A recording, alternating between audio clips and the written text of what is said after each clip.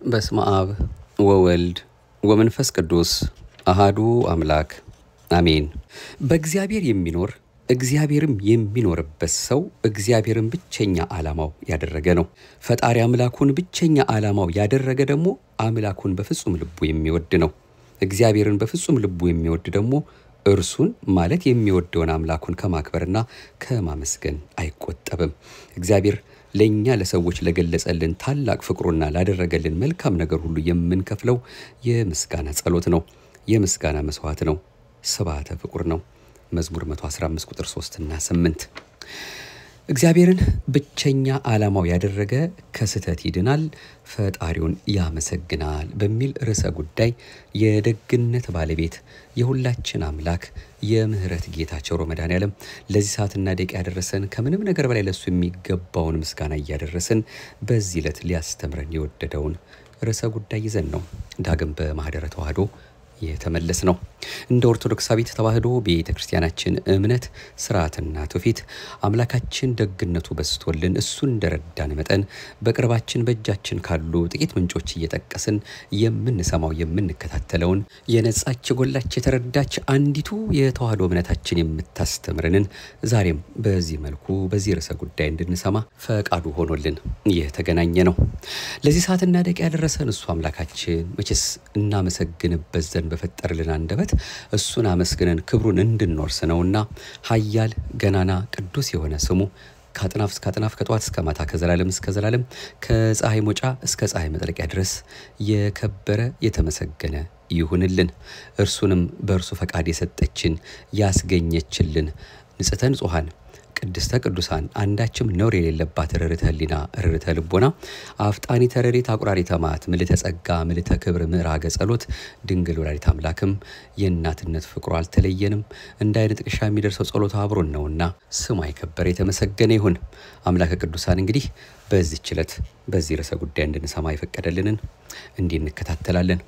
ከሁሉ በማስቀደም ግን ይህ የዩቲዩብ አገልግሎታችን እስከዛሬ ለተወሰኑ ዓመታት ወደ እናንተ ሲደርስ እናንተው ራሳችሁ ይጠቅመናል ይበጀናል ብላችሁ ይህችን ነቅ የማይወጣላትን ይህ ጎሎባታል ይሞላላት፣ ይህ አጥሮባታል ይቀጠልላት፣ ይህ አንሶባታል ይጨመርላት የማትባለዋ ሙሉ የሆነች ከንጹህ ምንጯ ከማይጎለው ጓዳዋ የተዋህዶ እምነታችን የምታስተምረንን ትምህርት እኛም እንዳቅማችን ወደ እናንተ ስናደርስ እናንተም ይጠቅመናል ብላችሁ ሰብስክራይብ አድርጋችሁ እየተከታተላችሁ ያላችሁ ወገኖቻችን መድኃኔዓለም ፈቅዶልን ዩቲዩብ እንደሚነግረን 200,000 አድርሳችሁልናልና በእውነት ክብር ይገባችኋል።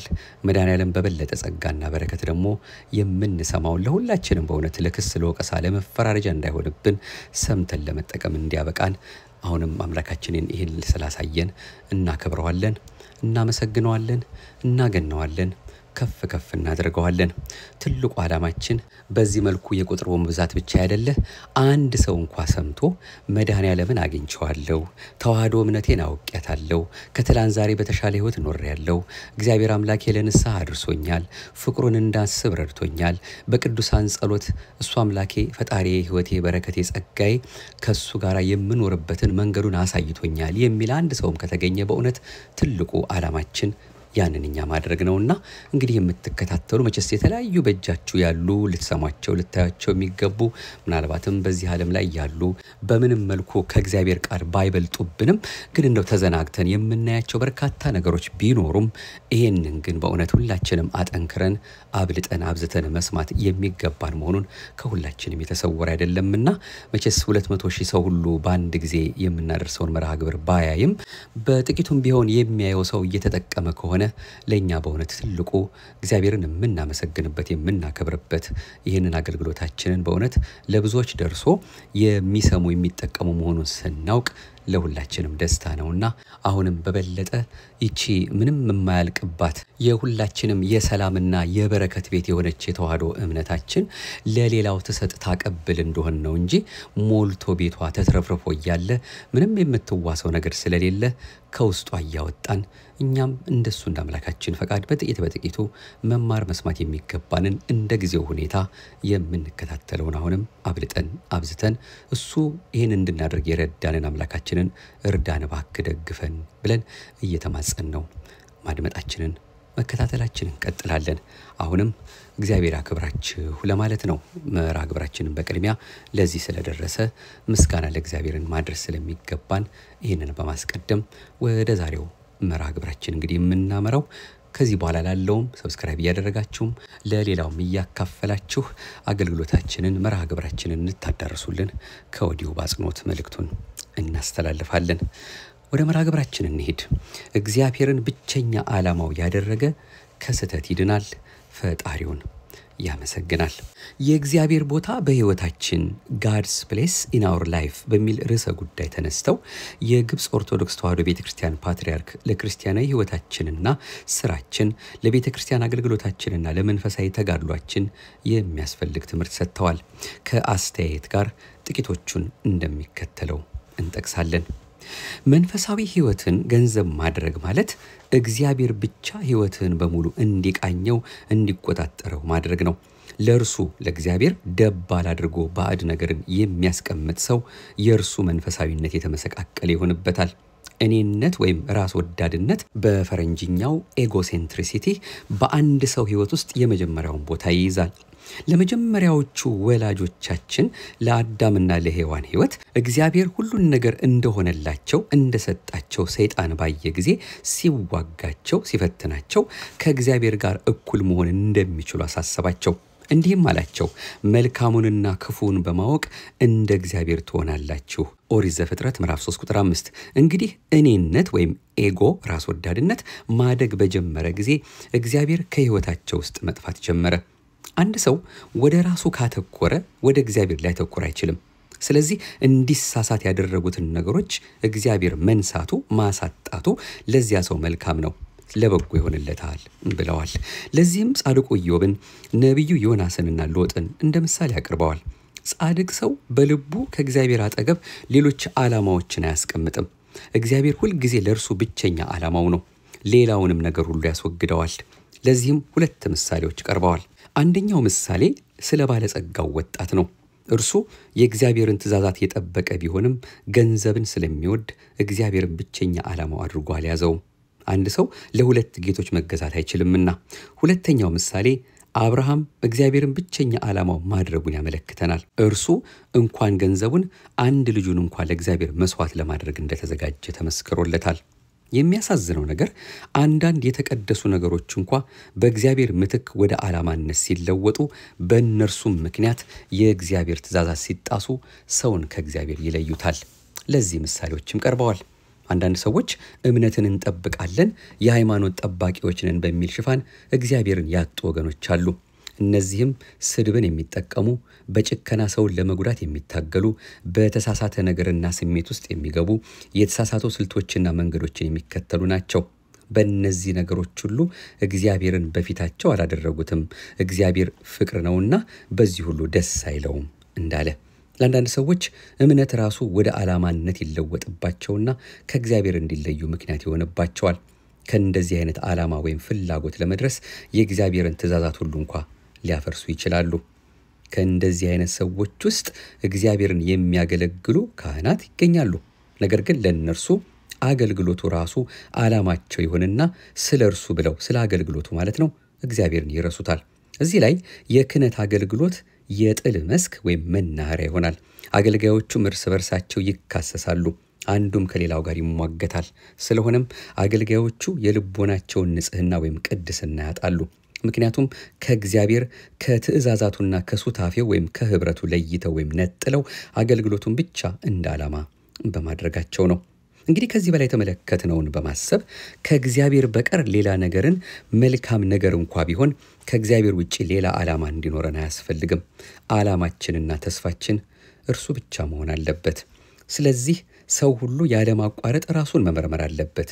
እግዚአብሔር ለኛ ሁሉ በሁሉ ነውን? ምን ነገር ነው የሚያስደስተን? የእግዚአብሔር ስጦታዎቹ ወይስ ራሱ እግዚአብሔር?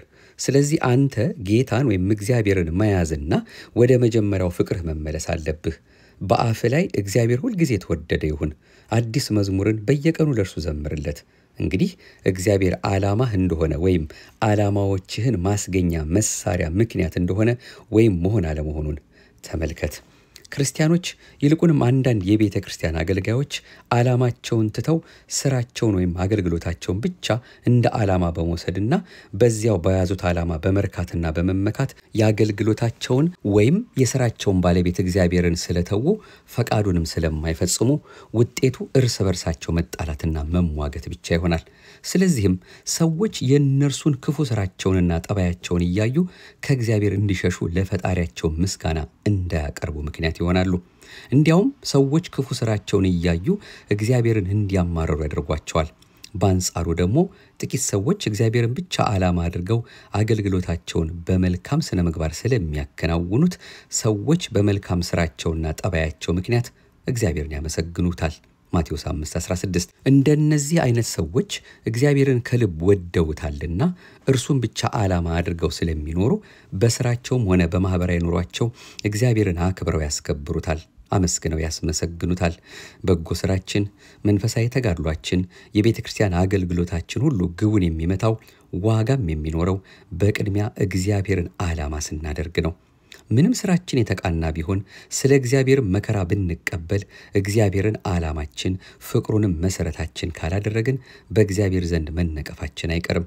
የኤፌሶን ቤተክርስቲያን አስተዳዳሪ ወይም አለቃ በስራ ሁሉ ተመስግኖ ሳለ የፍቅረ እግዚአብሔር ዓላማው ስለቀዘቀዘ የመጀመሪያ ፍቅሩንም ስለተወ በእግዚአብሔር ዘንድ ተነቅፏል። ስራህንና ድካምህን ትዕግስትህንም አውቃለሁ፣ ታግሰህማል፣ ስለ ስሜም ብለህ ጸንተህ አልደከምክም፣ አልሰለችህም። ዳሩ ግን የምነቅፍብህ ነገር አለኝ፣ የቀደመውን ፍቅርህን ትተሃልና። እንግዲህ ከወዴት እንደወደቅክ አስብ፣ ንስሐም ግባ፣ የቀደመውንም ስራህን አድርግ። መንፈስ ለአብያተ ክርስቲያናት የሚለውን ጆሮ ያለው ይስማ። ራዕየ ዮሐንስ ምዕራፍ 2:2። እንግዲህ ምንም አይነት በጎ ስራ ቢኖረኝ ስለ ሃይማኖት ራሴን ለእሳት ለስለት ብሰጥ ፍቅር ግን ከሌለኝ ምንም አይጠቅመኝም። አንደኛ ቆሮንቶስ ምዕራፍ 13። ፍቅር ማለት እግዚአብሔር ማለት ስለሆነ እርሱን በልቦና ይዞ እርሱንም ዓላማና ተስፋ አድርጎ በፍቅር መኖርና የፍቅርን ስራ መስራት ነው። ስለዚህ እግዚአብሔርን ብቸኛ ዓላማ አድርጎ መኖር ማለት በእግዚአብሔር ፍቅር መኖር ነው። በእግዚአብሔር ፍቅር መኖር ማለት ለኛ ለሰዎች ለመዳናችን ሲል ፍቅሩንና የማዳን ስራውን በገለጸበት በልጁ በክርስቶስ መኖር ማለት ነው። በክርስቶስ መኖር ማለት እርሱን አምኖ እርሱን አብነት አርአያ አድርጎ እንደርሱ በፍቅር በመመላለስ መኖር ማለት ነው። በእርሱ በክርስቶስ እኖራለሁ የሚል እርሱ እንደተመላለሰ ራሱ ደግሞ ሊመላለስ ይገባዋል ተብሎ ተጽፏልና አንደኛ ዮሐንስ ምዕራፍ 2:6። እንግዲህ በልጁ አምኖና እርሱን መስሎ የፍቅርን ትእዛዝ የሚጠብቅ እግዚአብሔርንም ዓላማውና ተስፋው ያደረገ እርሱንም የሚያከብርና የሚያመሰግን ሁሉ በእርሱ በእግዚአብሔር ይኖራል፣ እርሱም ይኖርበታል።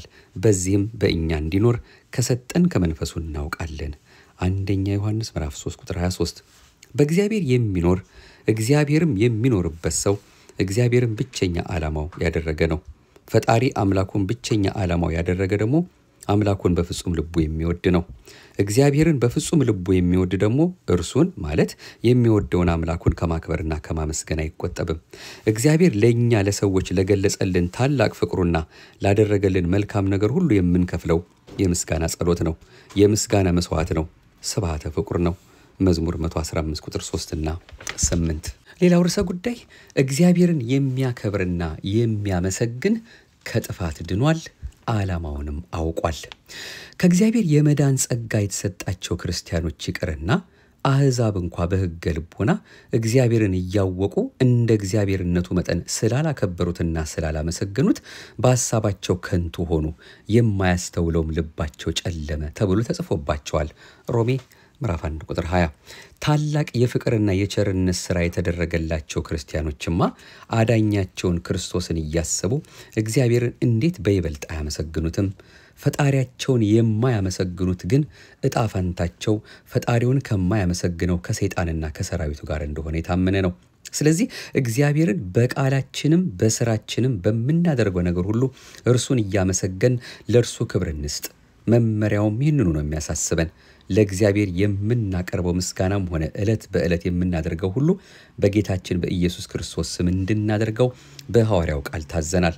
እንግዲህ የቃሉን መመሪያ በታዛዥነትና በታማኝነት ሳንዘነጋውና ሳንሰለች ብንከታተለው ካላሰብነውና ካልጠበቅነው ስህተት ውስጥ እንዳንወድቅ ይረዳናል። አገልግሎታችንና ስራችን ሁሉ በዘልማድ ወይም ቀደም ብለን እንደገለጽነው እነርሱን ማለት ስራዎቻችንን ብቻ ዓላማችን አድርገን ከእግዚአብሔር ፍቅርና ዓላማ ውጪ እንዳንባዝን መመሪያው ይወስናል፣ ይቆጣጠረናል። ምክንያቱም የምናደርገውን ሁሉ በስሙ እስካደረግነው ድረስ ከእግዚአብሔር ዓላማና ፈቃድ አንወጣም። በስሙ አምነው ስሙን ጠርተው ለሚኖሩና ለሚሰሩ ሁሉ እርሱ ክርስቶስ ሁሉን እንዲችሉ ኃይልን ይሰጣቸዋል። ፊልጵስዩስ ምዕራፍ 4 ቁጥር 13። ነገር ግን በጌታ ስም ሳይሆን እንደዚሁ በዘልማድ ያደረግነው እንደሆነ የምንናገረውም ቃልም ሆነ የምናካሄደው ስራ ሁሉ የምናከናውነው ማናቸውም አገልግሎት ሁሉ የእግዚአብሔር መሆኑ ቀርቶ የኛ የራሳችን የግላችን ብቻ ይሆንና አቋማችን መሰረቱን ይለቃል። አስተሳሰባችንም ሰውኛ ብቻ ይሆናል። ንግግራችንም በቁም ነገር ፈንታ ፌዝና ቀልድ ይበዛበታል። ዓላማችንም ግቡን ይስታል። ስለዚህ የማጠቃለያ መመሪያዎቹን ለክርስቲያናዊ ሕይወታችን፣ ለመንፈሳዊ ተጋድሏችን፣ ለቤተክርስቲያን አገልግሎታችን፣ ለማህበራዊና ለመንፈሳዊ ስራችን ሁሉ አስፈላጊ ስለሆኑ የዘወትር መመሪያዎቻችን አድርገን መያዝ አለብን። የተጋድሏችን ስልት በቅድሚያ ልቦናን በስሙ ለመቆጣጠር ነው የሚለው ቀጣዩ ርዕሰ ጉዳያችን ነው። ከሁሉ አስቀድሞ ልናተኩርበትና አጽንኦት ልንሰጠው የሚያስፈልገው ተጋድሎ በልቦናችንና በህሊናችን የሚመላለሰውን ሐሳብና ስሜታችንን በክርስቶስ ስም አዘውትሮ መቆጣጠርን መለማመድና ራሳችንንም ለእርሱ ማስገዛት መቻል ነው። ይህን በሚገባ ከፈጸምን ሌሎቹ ፈተናዎቻችን ይቃለሉልናል። ምክንያቱም ፈተናችን ከውስጥ ከልቦናችን፣ ከህሊናችን፣ ከስሜታችን ስለሚጀምር ነው። ስለዚህም ነው ጌታችን ክፉ ነገር ከውስጥ ከሰው ልብ ወጥቶ ወደ ውጭ በመሄድ ሰውን እንደሚጎዳ ያስተማረው። ማርቆስ ምዕራፍ 7 እንዲህ ይላል፣ ከውስጥ ከሰው ልብ የሚወጣ ክፉ ሐሳብ፣ ዝሙት፣ መስረቅ፣ መግደል፣ ምንዝርነት፣ መጎምጀት፣ ክፋት፣ ተንኮል፣ መዳራት፣ ምቀኝነት፣ ስድብ፣ ትዕቢት፣ ስንፍና ናቸውና ይህ ክፉ ሁሉ ከውስጥ ይወጣል፣ ሰውንም ያረክሰዋል። ማርቆስ ምዕራፍ 7 ቁጥር 21። ስለዚህ የተጋድሏችንን ኢላማ በልቦናችን ላይ በማተኮር በልቦናችን ውስጥ የሚመላለሰውን ክፉን ሁሉ በክርስቶስ ስም ከተዋጋንና ድል መንሳቱንም ከሰጠን ክርስቲያናዊ ሕይወታችን ታላቅ እድገት ያሳያል። እንግዲህ ባለን ኃይል ሁሉ ለመንፈሳዊ ውጊያ ቁልፍ ቦታ የሆነውን ልባችንን በክርስቶስ ስም በቁጥጥራችን ስር መዋል ነው። ይህም የሚቻለው በእኛ ኃይል ብቻ ሳይሆን መንፈሳዊ ኃይል እንዲጨመርልን በጸሎታችን እየተጋን የእግዚአብሔርን ጸጋና ኃይል መለመን ያስፈልጋል። ያን ጊዜ ልቦናችንን በቅዱስ መንፈስ ጸጋና ኃይል ይሞላል። ከዚያም በኋላ በመንፈስ ኃይል እየተረዳን በክርስቶስ ስም ክፉን ሐሳብና ስሜት ስንዋጋ ድል የማድረጉ ነገር ሩቅ አይሆንብንም። ልባችን እንደ ባዶ ቦታ ስለሆነ ወይም በደግ ነገር ወይ በክፉ ይሞላል እንጂ ባዶ ለጥቂት ጊዜም ቢሆን አይቆይም። ክፉ መንፈስ ከልባችን እንደወጣ ወዲያውኑ በደና ነገር ካልተተካ ክፉ መንፈስ ተጠናክሮና ተባስቶ እንደገና ይገባል። ማቴዎስ 12 ቁጥር 43። ስለዚህ ክፉ መንፈስ በልባችን ከገባ ኃጢአት ስለሚነግስብን ወዲያውኑ በጾም በጸሎት ተጠምደን እግዚአብሔርን ከለመነው ክፉን መንፈስ በማስወገድ ቅዱስ መንፈስ በልባችን ያድራል። ሉቃስ 11:13። በውስጣችን ላደረው ለጌታ መንፈስ፣ ለእግዚአብሔር መንፈስ ለጌታ ቃል መታዘዝን ተግባራዊ ለማድረግ ከተጋን፣ ለእርሱም ብቻ መታዘዝን ካዘወተርን፣ ለክፉም እምቢ ማለትን ካወቅን የመንፈሳዊ ተጋድሏችን ጥንካሬ እያደገ ይሄዳል። ከዚያ በኋላ በጾም በጸሎት እየታገዝን ከውጭ የሚመጡትን የኃጢአት ፈተናዎች ኃይልን በሚሰጠን በክርስቶስ ስም መቋቋም ይቻላል። ከውጭ ለሚመጡብን ስዕላዊ ያልሆኑትን የኃጢአት መረጃዎችን ላለማየትና ላለመስማት ዓይናችንንና ጆሮአችንን ለመቆጣጠር መንፈሳዊ ኃይል አያንሰንም። እንኳን ለራሳችን ባልንጀራችንንም ለመርዳት የምንችልበት ጸጋ ይሰጠናል። ነገር ግን ለሁሉም ነገር እንደ ክርስቶስ በፈተናችን መከራ መቀበል ስላለብን በሃይማኖታችንና በሥራችን ስንፈተን እርሱን እያሰብን ስለ እርሱ ብለን በትዕግስት ማሳለፍ ይኖርብናል። ከጥቂት ጊዜ መከራና ፈተና በኋላ በጌታ መንፈስ በጌታ ጸጋ እንበረታታለን። ለዚህም የሐዋርያው የቅዱስ ጴጥሮስ ቃል ያጽናናናል። በክርስቶስ ኢየሱስ ወደ ዘላለም ክብሩ የጠራችሁ የጸጋ ሁሉ አምላክ ለጥቂት ጊዜ መከራን ከተቀበላችሁ በኋላ ራሱ ፍጹማን ያደርጋችኋል፣ ያጸናችሁማል፣ ያበረታችሁማል። አንደኛ ጴጥሮስ ምዕራፍ 5 ቁጥር 10 ለዛሬ እንደሱ እንዳምላካችን ፈቃድ በዚህ ርዕሰ ጉዳይ በክፍል 1 ያየነው መርሃ ግብራችን ይህን ይመስላል። እግዚአብሔር አብን በእርሱም እያመሰገናችሁ በቃል ቢሆን ወይም በሥራ የምታደርጉትን ሁሉ በጌታ በኢየሱስ ስም አድርጉት የሚል ርዕሰ ጉዳይን የያዘና እንዲሁም በጌታ ስም ማድረግስ ማለት ምን ማለት ነው? ከቅዱስ ጳውሎስ ሕይወት የምንማረው ከሕይወቱና ከእምነቱ የምንማረው ሌላ ርዕሰ ጉዳይም ስላለ እንመለስበታለን። ጉልበት ሁሉ ለኢየሱስ ስም ይንበረከካል ሲባልና ደሞም ከፈተናው ጋር መውጫውን ደግሞ ያዘጋጅቶላቸዋል የሚፈተኑትን ሊረዳቸው የአብ ሊቀ ካህናት አለላቸው የሚሉ አምላካችን በእውነት በጣም መሰረታዊ በልባችን አሳድረን እንድንኖርበት እንድንጠቀምበት የሚያስፈልግ የሚያሳስብ ሌላ መልእክት በሁለተኛው ክፍል ይዘን የምንመለሰው ጉዳያችን ይሆናል።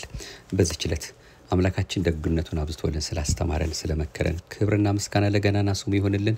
እንግዲህ እንዲህ እያልን ነው በተለያየ ሁኔታ በተለያየ ርዕሰ ጉዳይ ቤተክርስቲያናችን የምታስተምረውን ምንጭ እየጠቀስን መጽሐፍ እየጠቀስን ወደ እናንተ እያመጣን እየተከታተልን የምንገኘው ወደፊትም ይህንኑ አጠናክረን የምንቀጥለው። እንግዲህ ወደ 200,000 ሰብስክራይበር ደርሰናል ስንል በእናንተ በኩል እኛ እንድናደርሳችሁ የምትፈልጉት ርዕሰ ጉዳይ ካለ ብትጠቁሙን ከቅርባችን ካሉ ከሌሎችም ቦታ ያፈላልግን ብቻ የሚጠቅመንን የሚበጀንን በጥያቄና መልስ የሚሆን በተለያየ ሁኔታ እስከዛሬ ስናደርሳችሁ እንደነበረ አሁንም አጠናክረን እንቀጥላለን። መመራ ግብሩ ላይም አስተያየት ካላችሁ ምናልባት ሰዓቱ ረዝሞባችሁ ከሆነ ይህ ነገር ቢስተካከል ጥሩ ነው የምትሉትም ካለ ጠቁሙን። ሌላው ደግሞ በዚህ መርሃ ግብርም እየተጠቀማችሁ ምን እንደሆነም ደግሞ በእናንተ በኩል አስተያየቶቻችሁን ብትሰጡን በእውነት ይጠቅመናልና እኛም እንደ እግዚአብሔር ፈቃድ ከኛ ብቻ እንዳይሆን የእናንተንም ነገር እየሰማን እያደመጥን እናስተካክለውን እያስተካከል ማዳመጥ መስማት የሚገባንን ነገር ሁሉ እግዚአብሔር በወደደ እየተከታተል የበለጠ እሱን አምላካችን እያወቅን ነፍሳችን እየረካች እግዚአብሔርን እንድናውቀው እሱ በቸርነቱ እየረዳን በተዋህዶ እምነታችን ጸንተን የምንመላለስበትን የተለያዩ ተነግሮ የማያልቀውን የቅዱስ ቤተክርስቲያናችን ትምህርቶችን መከታተላችንን እንቀጥላለን። አሁንም ይሄን እንድናደርግ የረዳን ቸሩ መድኃኔዓለም ክብር ምስጋና ይግባው። ሁለተኛውን ክፍል ይዘን እንመለሳለን። እንግዲህ ለዛሬ በዚህ መልኩ ያደረስነውን መርሃ ግብራችንን ያገኘነው ሊቀ ጉባኤ አባ አበራ በቀለ በእውነት በሕይወት በነበሩ ጊዜ ጽፈውት በግሩም መልኩ ጽፈውት ከነበረው ትምህርት ሃይማኖትና ክርስቲያናዊ ሕይወት ከተባለው መጽሐፋቸው ያገኘነውን ነው መልእክቱን ያመጣነው። እንመለስበታለን። ክፍል 2ም በረከታቸው ይደርብን ሊቀ ጉባኤ አባ አበራ በቀለ። እኛም የሰማነውን በልባችን ጽላት ይጻፍልን። አቤቱ አንተን መፍራትን በልቦናችን በጎ አምልኮትህንም በህሊናችን ጨምር። እንግዲህ አደራ ለሚያደምጡ ማዳረሳችሁን አትርሱብን። ከሁሉ በላይ በችስ በሃይማኖት ስንጸና በምግባር ስንቀና ነው እኛ ራሳችን ወደ እግዚአብሔር ፊታችንን ስንመልስ እግዚአብሔር በህዝባችን በሀገራችን ያለውን ፈተና ሁሉ የሚያርቅልን። እኔ ከእግዚአብሔር ጋር ነኝ ወይ? አምላክ የሚወደውን ነገር እየሰራሁ ነው ወይ? እንዲህ አድርግልኝ ስለው እኔ እሱ አድርግ ያለኝን ነገር እያደረግኩ ነው ወይ? አይኔን ከመስቀሉ አላራኩም ወይ? ልቦናዬ እስከ ቃሉ አልሸሸም ወይ? የሚሉ ነገሮችን ብቻ በአጠቃላይ የሱን የአምላኬን ፈቃድ እየፈጸምኩ ነው የሚለውን ነገር ለራሳችን አሳምነን ነግረን እሱ እንደሚወደው መመላለስ ከቻል ወደ ንስሐ ባህር ራሳችንን ጥለን እሱን አምላካችንን ማረን ይቅር በለን የምንለው ከሆነ ፈተና ያለው ነገር ሁሉ አንድ ሰከንድ በማይፈጅበት በሱ በአምላካችን አምላካዊ ጥበቡ ማራቁ አይቀርም። ስለዚህ ወገኖቻችንም እንደዚህ እንደቀላል እንደ ተራተርታ ነገር ደማቸው ፈሶ ወገኖቻችን በሄዱበት ባለፉበት ቦታ ሁሉ ሰቆቃ ሆኖባቸው በሀገራቸው በክብር እንዳይኖሩ በሃይማኖታቸው ጸንተው እንዳይመላለሱ የሚያደርገው ፈተና ሁሉ በእውነት አምላካችን ማራቁ አይቀርም። እኛ ግን ከሱ የራቅንበትን ነገር አስበን ወደሱ መቅረብን ከምንም ነገር በላይ አብልጠን አብዝተን እናድርግ። ታቦቱ ፊት እንደፋ፣ መስቀሉ እግር ስር እንገኝ። አምላካችን መታመናችን አይቶ በቸርነቱ ለኛ ያሰበውን መልካሙን ነገር ያደርግልናል። ፈታኞችን ገለል ያደርግልናል። ለእናቱ አስራት አድርጎ የሰጣትን ይችን ሀገር መጠበቁ መጎብኘቱ አይቀርም። አምላካችን ስለ ተስፋ ቃሉ አይዘገይም። ቢዘገይም ቢያረፍድም መምጣቱ አይቀርም። አምላካችን እንዲመጣ ግን ሆነን እንለምነው። እኛ ራሳችን እግራችን ብቻ ሳይሆን ነፍሳችን ልባችን ሁሉ አንድ ሆነው ወደ ቤተ እግዚአብሔር እንምጣ፣ ወደሱ እንቅረብ። በመናውቀው ጸሎት አምላካችን ታምነን እንለምነው። አሁን ዛሬ እንኳን የተከታተልነው መልእክታችን እንኳን ብዙ ምስጢር አለው። እሱ አምላካችን በሚወደው መልኩ ሁሉም በሱ ስም እናድርግ። እግዚአብሔር አምላካችን እኔ የቅርብ አምላክ እንጂ የሩቅ አምላክ አይደለሁም ብሎ የነገረን በእርግጥም የቅርብ አምላክ መሆኑን የሚነግርበት ለኛ የሚያሳይበትን ጊዜ የምናቀርበው የምናርቀው እኛው ስለሆን በልባችን ጉልበት ተንበርክከን ይቅርታ እየጠየቅን ፍቅሩን እያሰብን የምንመላለስበት ቀሪ ዘመናችን እንዲባርክልን ፈቃዱ ይሁንልን። የሕዝባችን የሀገራችንን ሰቆቃ እርሱ ባወቀ መድኃኔዓለም ሁሉን የሚመለከት እሱ በዳኝነቱ በእውነተኛ ዳኝነቱ በፍቅር አምላክነቱ ይዳኘናል፣ ያሳየናል፣ ሁሉን ነገር ያስተካክልልናል። አሁንም ስለ እናቱ ብሎ ሕዝባችንን ይጠብቅልን፣ ፈተናዋን ያርቅልን፣ ቸርነቱን ያብዛልን። እኛንም በመውጣት መግባታችን ጠብቆ ለወገኖቻችን በሚገባው ቦታ ሁሉ ተናግረን መስክረን ለምነን ደጅ ጠንተን ተማጽነን እርሱ የፈቀደውን የወደደውን መልካሙን ሕይወት ሰጥቶን መጨረሻችንን እንዲያሳምርልን የተቀደሰ ፈቃዱ ይሁንልን። አሜን። ይቆየን። ሁለተኛውን ክፍል እንመለስበታለን። እስከዚያው በያለንበት ሰላም እግዚአብሔር ከሁላችን ጋር ይሁን። አሜን። ዲያቆን ጥበበ ማሞ ነበርኩ። እንደ እግዚአብሔር ፈቃድ ወደ እናንተ ይህን መልእክት ያደረስኩት እኛ ከማናቀው ሰይጣን እኛን ሊጥልበት ከሸመቀው አምላካችን መድኃኔዓለም ከሚያውቀው ከተለያየ ፈተና ሰውሮን በቀጠሮ ደግሞ ዳግም ተገናኝተን ይህንን ሰማይና ምድር ሲያልፍ የማያልፈውን የእሱን የመድኃኔዓለምን ቃል ለመስማት እንዲያበቃን ለዚያም እንዲያደርሰን ፈቃዱ ይሁንልን። ሁልጊዜም እኛን የማይረሳን የንጽሕተ ንጹሐን የቅድስተ ቅዱሳን የድንግል ማርያም ፍቅሯ በረከቷ በሁላችንም ላይ አድሮ ለደገኛው ክብር አዛኝቱ እንድታበቃን የእሷም የእናታችን ፈቃዷ ከሁላችን ጋር ይሁን። አምላከ ቅዱሳን ይለመነን። አሜን።